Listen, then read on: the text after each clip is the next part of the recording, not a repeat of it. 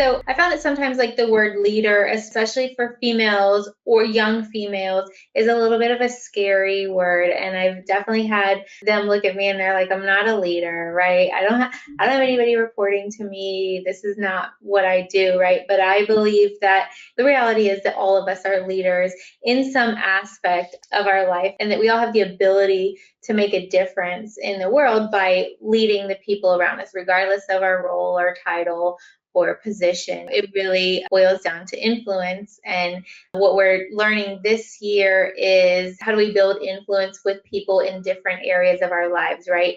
And so I think building influence boils down to one, creating relationships with people and building relationships, making sure that they know that you care about them. And to your point, not only what they can do for you, and then adding value to the people around you. And so the way that I build relationships and the way that I add value to my boss or my supervisor looks different than the way that I do that with my peers or with the people that report up to me or look up to me, right?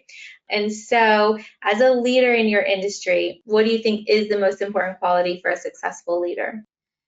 I mean, I think a leader does their best to understand the bigger picture, whether they're a boss of an organization or even whether they're not, even if as an individual contributor, you have some perspective, a unique perspective that you can lend to the organization.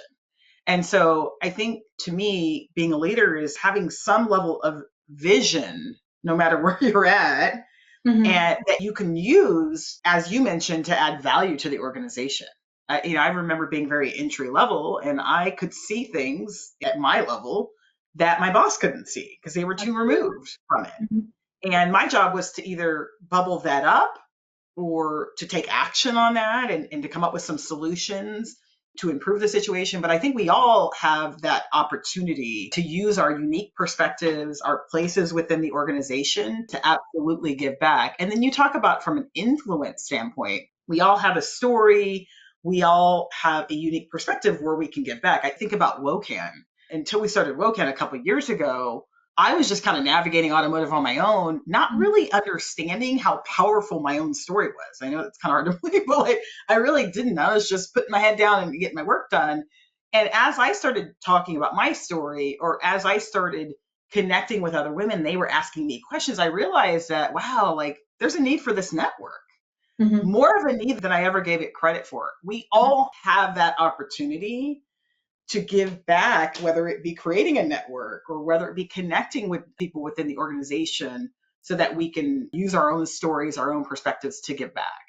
Yep, exactly. I think that's so important. You talked a little bit about like befriending and keeping people in your network that are from different backgrounds, different places. Yeah. And I say so often that we think that what is in front of us is the truth and the only reality, when I have something that is real and true to me because of my experiences, who I've met, where I've been, what I know. Whereas your reality and your truth is not the same, right? Like it can't go together, right? Like if this is real, then this can't be real, but that's so not the truth. And there's so many things that we can do. One is surrounding ourselves with people from many different backgrounds and different cultures, visiting different cultures, reading books, watching documentaries, but keeping an open mind all the time, not saying, well, this is what I know to be true. And so I'm not even going to look over here because I don't need that negativity. I don't want that in my Yeah. life.